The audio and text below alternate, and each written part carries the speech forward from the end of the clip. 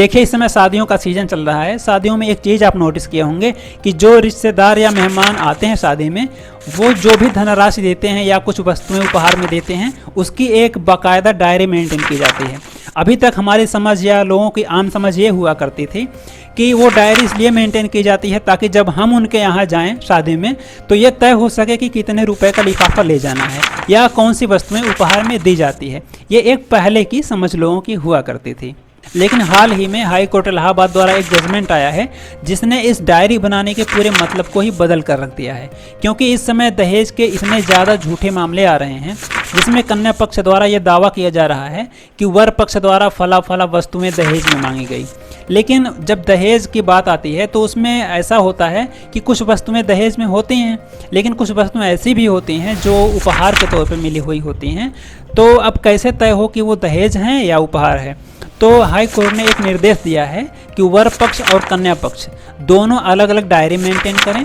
कन्या पक्ष को जो उपहार मिलते हैं वो कन्या पक्ष वाले नोट करें, वर पक्ष को जो मिलता है वो वर पक्ष वाले नोट करें। और उस दोनों डायरियों पर वर पक्ष से दूल्हा और कन्या पक्ष से दुल्हन दोनों के हस्ताक्षर होने चाहिए ताकि कोर्ट यह तय कर पाए, यानी कि जब केस जाए हाई कोर्ट में या किसी भी अदालत में तो तय कर पाए कि कौन सी वस्तुएं उपहार हैं और कौन सी वस्तुएं दहेज हैं। देखिए छोटी बात बिल्कुल नहीं है। अक्सर वर पक्ष ऐसे झूठे दहेज के केस में फंस जाते हैं और जब मामला कोर्ट में जाता है तो उनके पास ऐसी कोई लिस्ट नहीं होती या ऐसा कोई साक्ष्य नहीं होता जिससे वे साबित कर पाएं कि ये फला फला वस्तुएं मुझे दहेज में नहीं बल्कि उपहार में दी गई थी। देखिए जो हाई कोर्ट इलाहाबाद में केस चल रहा था वो केस ये है, Ankit Singh and 3 other versus state of Uttar Pradesh and another. तो देखिए इस केस में कोर्ट ने किस तरह के नियम और निर्देश सुझाए हैं। Rules in accordance with which lists of presents are to be maintained, मतलब उपहारों की सूची बनाने के लिए क्या नियम है। उसमें पहला जो नियम है वो पहला ये है, the list of presents which are given at the time of marriage, मतलब शादी के समय जो वस्तुएं दी जा रही हैं या जो उपहार दिए जा रहे हैं, टू द ब्राइड मतलब दुल्हन को, shall be maintained by the bride, मतलब शादी के समय जो दुल्हन को उपहार मिल रहे हैं उस उपहार को ब्राइड यानी कि दुल्हन द्वारा मेंटेन किया जाएगा।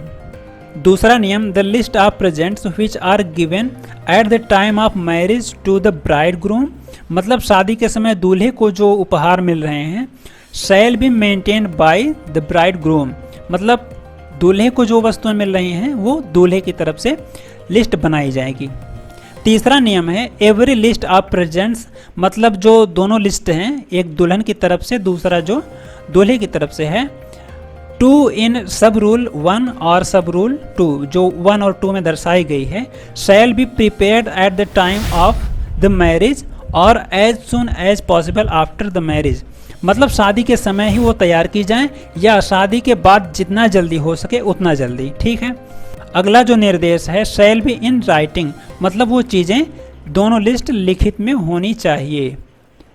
तीसरा जो निर्देश है, शैल कंटेन, मतलब उसमें शामिल होगा क्या क्या, a brief description of each present, मतलब प्रत्येक जो उपहार है उसका एक संक्षिप्त विवरण उसमें होना चाहिए, है ना।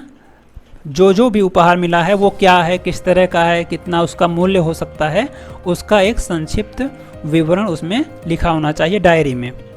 अगला जो निर्देश है, the approximate value of the present, मतलब उस उपहार का अनुमानित मूल्य क्या हो सकता है उसको डायरी में लिख दें, अनुमानित मूल्य।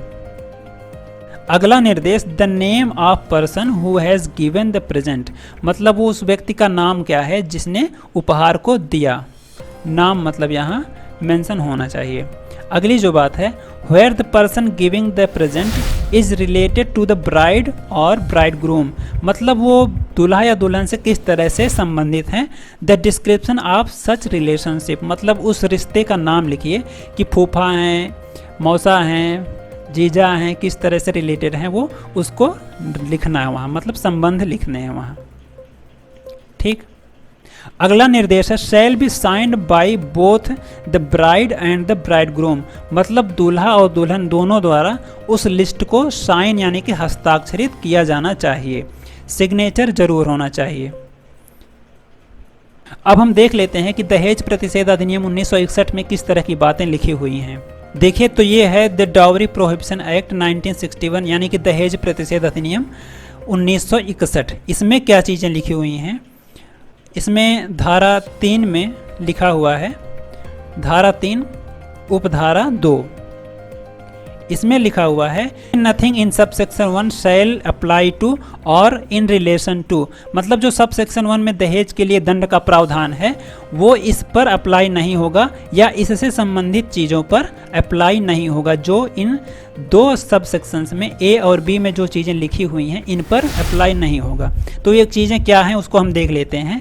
Presents which are given at the time of a marriage to the bride, मतलब दुल्हन को विवाह के समय जो वस्तुएं या जो उपहार दिए गए हैं वो चीज़ें दहेज के अंतर्गत नहीं आएंगी। इसमें लिखा है आगे, provided that such presents are entered in a list maintained in accordance with the rules made under this act. वही चीज़ें लिखी हुई हैं कि अगर ऐसी कोई लिस्ट है जिसमें उपहार की वस्तुओं को दर्ज किया गया है तो उस तरह से वो दहेज में काउंट नहीं की जाएंगी। जो बी वाला हिस्सा है उसमें लिखा है presents which are given at the time of marriage to the bridegroom, मतलब जो दूल्हे को उपहार मिला हुआ है दुल्हन की तरफ से या कन्या पक्ष की तरफ से, वो चीज़ें दहेज या ऐसे किसी संदर्भ में नहीं जोड़ी जाएंगे, उसे उपहार ही माना जाएगा। ऐसी वस्तुओं को उपहार ही माना जाएगा, यानी कि प्रेजेंट्स को उपहार ही माना जाएगा without any demand having made in the behalf, मतलब बिना किसी डिमांड के जो चीज़ें मिली हुई हैं। ऐसा कब? Provided that such presents are entered in a list maintained in accordance with the rules made under this act. तो इस तरह से दूल्हा या दुल्हन को मिले उपहारों को दहेज नहीं माना जाएगा, लेकिन आपके पास ये लिस्ट होनी चाहिए जिससे आप साबित कर पाएँ कि आपने दहेज नहीं लिया है, वो एक उपहार था। देखिए हकीकत यह है कि लोग नियमों का पालन ही नहीं करते या ये कहें कि नियमों की जानकारी ही नहीं है। कोर्ट कभी नहीं कहता कि आप अनिवार्य रूप से इस तरह की डायरी मेंटेन करिए ही करिए, लेकिन ये सोचिए कि अगर कोई मामला दर्ज हो जाता है, झूठा केस कोई दर्ज हो जाता है, तो आप अपने बचाव में क्या अपने पास रखे हैं? अगर आप नहीं मेंटेन करते हैं तो आप खुद ही फंसेंगे। देखिए जहाँ तक मैं अपने बारे में बताऊँ, जब मैं शादियों में जाता हूँ तो अक्सर मुझे इसी तरह का काम मिल जाता है कि मैं बैठकर डायरी मेंटेन करता हूँ और कैश कलेक्शन का काम करता हूँ। तो कहने का मतलब ये है कि आप भी अपने यहाँ शादियों में इस तरह की डायरी मेंटेन करवाइए और नियमबद्ध तरीके से करवाइए। इस उद्देश्य से नहीं कि जब हम उनके यहाँ शादी में जाएंगे तो इतने रुपए का तोहफा लेकर जाएंगे या उतने रुपए का गिफ्ट लेकर जाएंगे या वस्तुएं लेकर जाएंगे। तो इस तरह की सतर्कता आप रखेंगे तो आप भी झूठे केसों से बच पाएंगे। देखिए इस मामले में कोर्ट हमेशा सरकार को ये निर्देश देती है कि कानून होने के बावजूद भी लोग इस तरह की गलती क्यों कर रहे हैं, आप इन कानूनों का पालन क्यों नहीं करवा पा रहे हैं। और इस तरह से ढेर सारे केसेज आते जा रहे हैं और जब लिस्ट मांगी जाती है न तो वर पक्ष लिस्ट दे पाता है न कन्या पक्ष। तो आप ही सोचिए अगर वो लिस्ट होती तो एक बड़े मुकदमे में फंसने से बचा जा सकता था। अगर ऐसा नहीं कर पाए तो ढेर सारे सबूत लाइए, गवाह लाइए, ढेर सारी फीस भरिए और बहुत ज़्यादा नुकसान होता है। और अगर वो लिस्ट है तो उस समय जो जज होंगे वो देखते ही जान जाएंगे कि ये जो वस्तु है वो दहेज है या उपहार है जिसका दावा या शिकायत कन्या पक्ष कर रहा है। देखिए इस पूरे मामले में कोर्ट ने कहा कि डाउरी प्रोहिबिशन ऑफिसर्स को ये जिम्मेदारी दी जाए कि वे इन सारे नियमों का पालन करवाएं। राज्य सरकारों से पूछा गया कि आपके राज्य में कितने ऑफिसर्स नियुक्त किए गए हैं और अगर नियुक्त किए गए हैं तो वे क्या कर रहे हैं, इतने सारे मामले क्यों आ रहे हैं। कोर्ट ने यह भी कहा कि जो कपल शादी रजिस्टर्ड करवाने आते हैं उनसे भी यह लिस्ट मांगिए ताकि आगे चलकर अगर कोई विवाद होता है तो उसे आसान किया जा सके। तो इस तरह से हमने समझा कि यह जजमेंट कितना इंपॉर्टेंट है और शादी में इस तरह की लिस्ट बनाना कितना जरूरी है। खासकर लड़के वाले इसे जरूर बनवाएं क्योंकि सबसे ज़्यादा लड़कों के खिलाफ ही इस तरह के मामले आते हैं। तो इस पूरे मामले पर आपकी क्या राय है कमेंट सेक्शन में जरूर दें।